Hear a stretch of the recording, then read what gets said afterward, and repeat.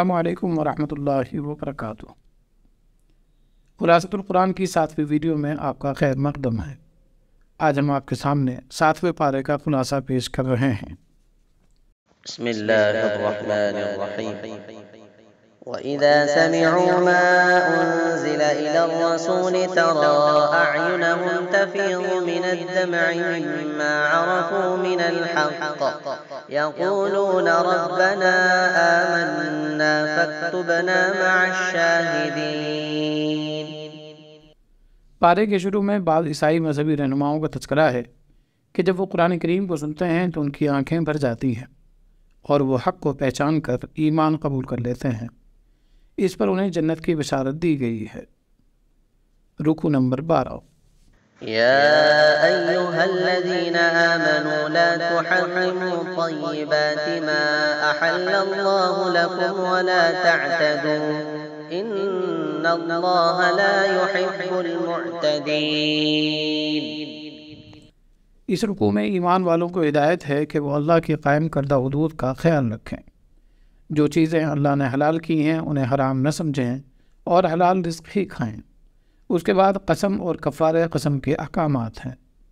پھر شراب، جوا، بت پرستی وغیرہ کو شیطانی عمل قرار دیا گیا ہے اور حقیقی کامیابی کے لیے اس سے بچنے کی تلقین کی گئی ہے۔ اللہ اور اس کے رسول کی اطاعت کا حکم دیا گیا ہے، البتہ اگر شراب کی حرمت کا حکم نازل ہونے سے پہلے کسی نے شراب پی ہو تو وہ باعث ملامت نہیں ہے۔ رکوع نمبر 13۔ يا أيها الذين آمنوا ليبلونكم الله بشيء من الصيد تناله أيديكم ورماحكم ليعلم الله من يخافه بالغيب فمن اعتدى بعد ذلك فله عذاب أليم۔ اس رکوع میں حالت احرام میں ممنوع چیزوں کا ذکر ہے، مثلا شکار کرنا، اور اگر کسی نے غلطی سے شکار کر لیا تو اس کا حکم بھی ذکر کیا گیا ہے۔ پھر خانہ کعبہ کی عظمت بیان کی گئی ہے۔ اخیر رکوع میں بتایا گیا ہے کہ حلال اور حرام کبھی برابر نہیں ہو سکتے۔ حلال اور پاکیزہ چیز اگرچہ تھوڑی میسر ہو، وہ حرام کی کثرت سے کہیں زیادہ بہتر ہے۔ رکوع نمبر 14۔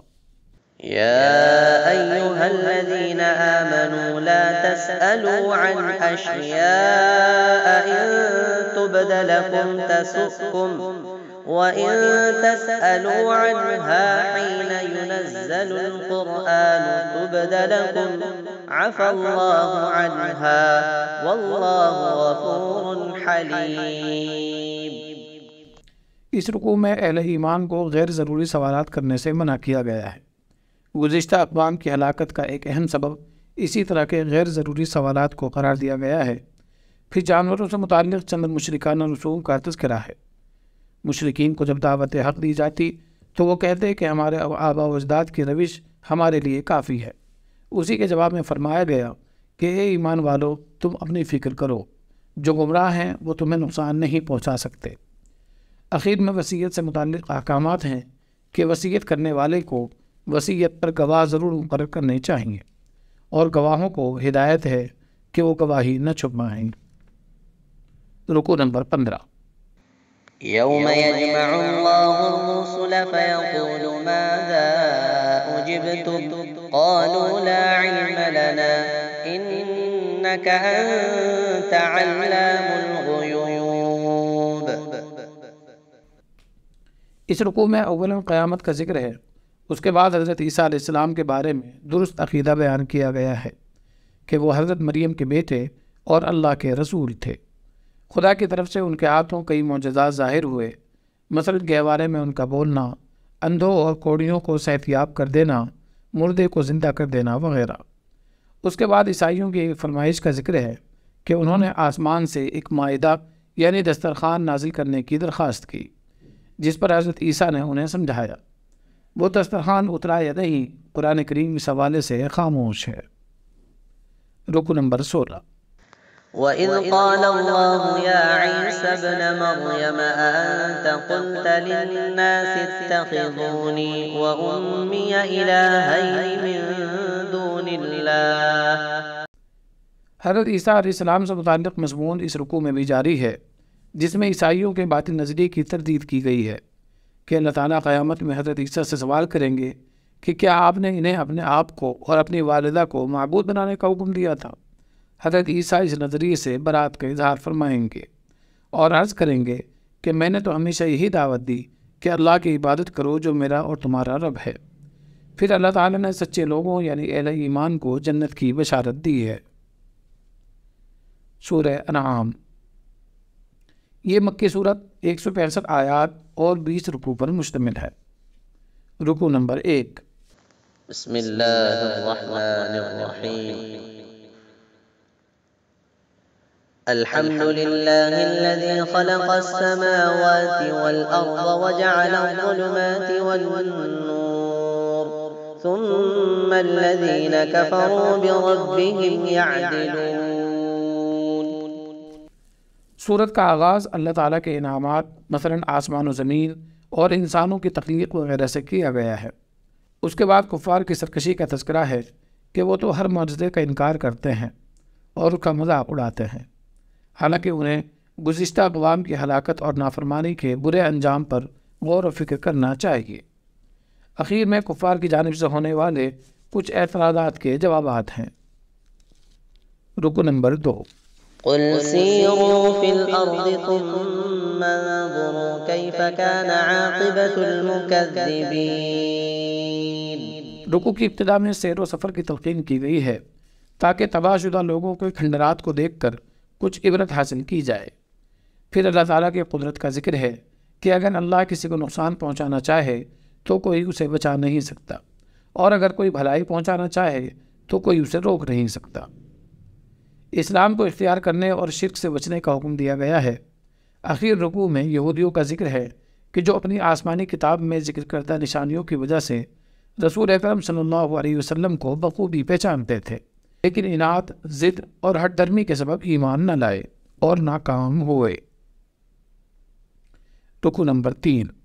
ومن اظلم ممن افترى على الله كذبا او كذب بآياته انه لا يفلح الظالمون۔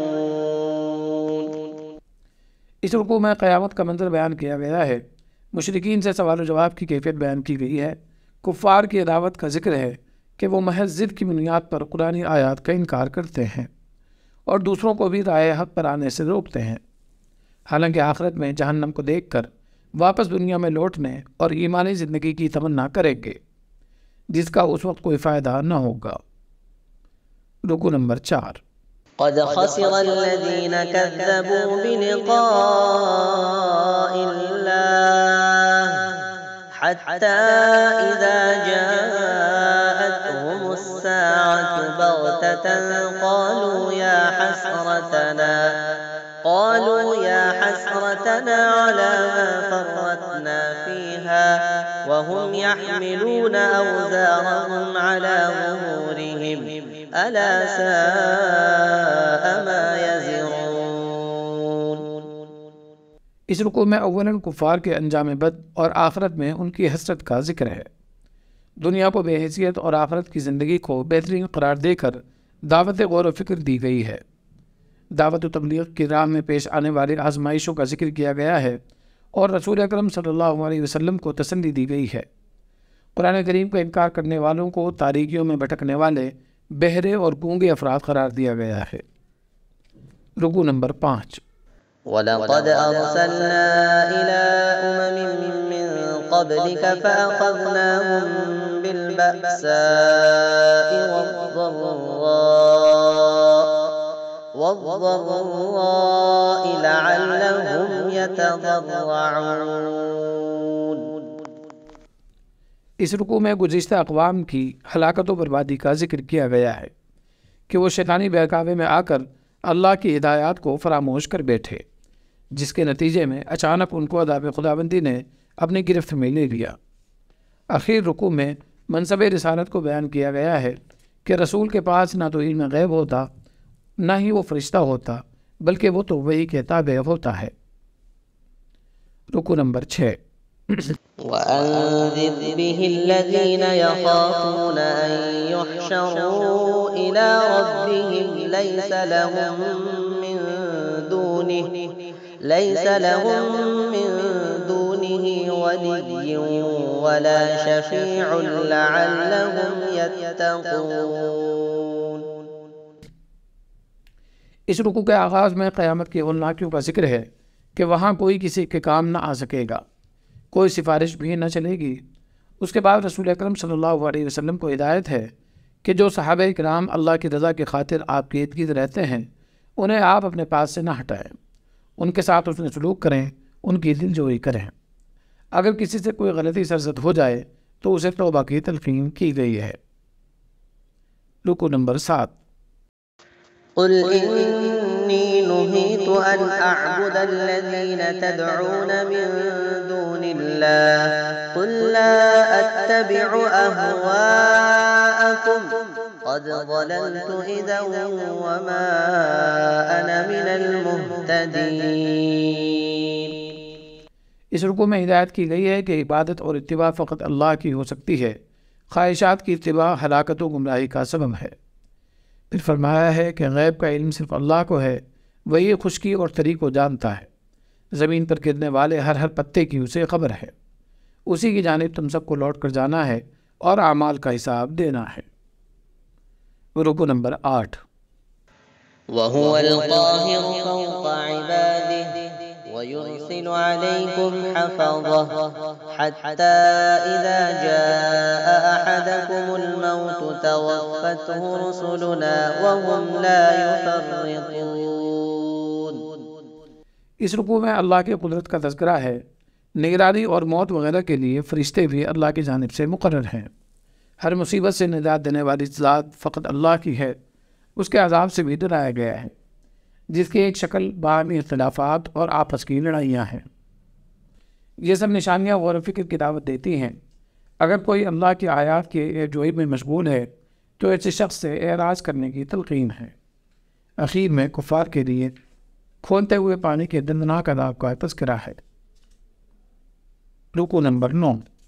قل أندعو من دون الله ما لا ينفعنا ولا يضرنا ونرد على أعقابنا بعد إذ هدانا الله كالذي استهوته الشياطين في الأرض حيران له أصحاب يدعونه إلى الهدى ائتنا قل إن هدى الله هو الهدى وأمرنا لنسلم لرب العالمين۔ اس رکوع میں سب سے پہلے تو شرک کی برائی بیان کی گئی ہے کہ جو چیز نفع نقصان پر قادر نہیں اسے کیسے معبود بنایا جا سکتا ہے۔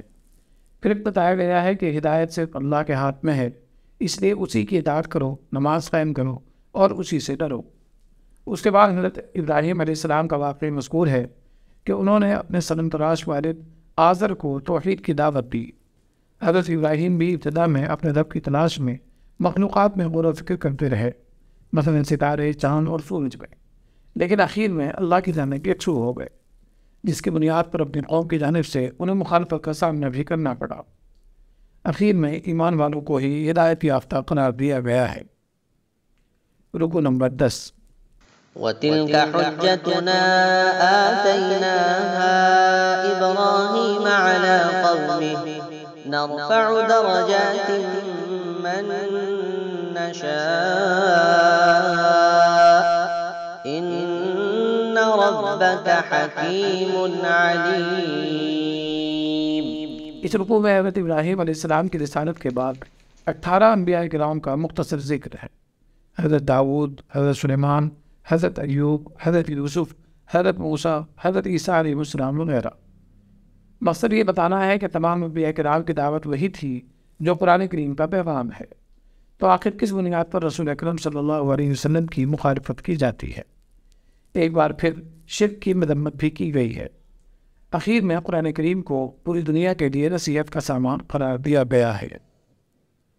رکوع نمبر 11۔ وما قدر الله حق قدره إذ قالوا ما أنزل أنزل الله على بشر من شيء قل من أنزل الكتاب الذي جاء به موسى نورا وهدى للناس تجعلونه قراطيس تبدونها وتخفون كثيرا۔ اس رکوع میں یہودیوں کے اس معاندانہ اعتراض کا ذکر ہے کہ اللہ تعالیٰ نے کبھی کسی انسان پر کوئی کتاب نہیں اتاری۔ اس کا بہت واضح جواب یہ دیا گیا ہے کہ اگر ایسا ہے تو حضرت موسیٰ پر بھی کتاب کس نے اتاری تھی؟ حقیقت یہ ہے کہ یہود توریت کی بہت سے احکامات کو چھپایا کرتے تھے۔ جب قرآن کریم کو ہی بابرکت کتاب قرار دیا گیا ہے، پھر اللہ کے بارے میں جھوٹ بولنے والے اور جھوٹی نبوت کا دعویٰ کرنے والے کو سب سے بڑا ظالم بتایا گیا ہے۔ آخر میں بیان کیا گیا ہے کہ کل قیامت میں یہ جھوٹے معبود ہرگز کام نہ آئیں گے۔ رکوع نمبر 12۔ إن الله فالق الحب والنوى يخرج الحي من الميت ومخرج الميت من الحي ذلكم الله فأنا تؤفكون۔ اس رکوع میں اللہ تعالیٰ کی قدرت اور احسانات کا ذکر ہے۔ مثلاً رات کو ذریعہ سکون راحم بنایا، سورج، چاند، ستارے، پانی، غلہ، سبزی، پھل وغیرہ یہ سب انسانوں کے فائدے کے لیے بنائے۔ ان میں غور و فکر کی دعوت دی گئی ہے کہ ان سب کے باوجود کیوں کر لوگ شرک میں مبتلا ہے۔ رکوع نمبر 13۔ بديع السماوات والأرض أنى يكون له ولد ولم تكن له صاحبة وخلق كل شيء وهو بكل شيء عليم۔ اس رکوع میں اللہ تعالیٰ کی خالقیت کا ذکر ہے اور یہ کہ اس کا کوئی بیٹا وغیرہ نہیں، یہ سب تو اس کی مخلوق ہے، لیکن خالق کی عبادت کرو، مخلوق کی نہیں۔ اس کے بعد وحی الہی کی مکمل اتباع کا حکم ہے۔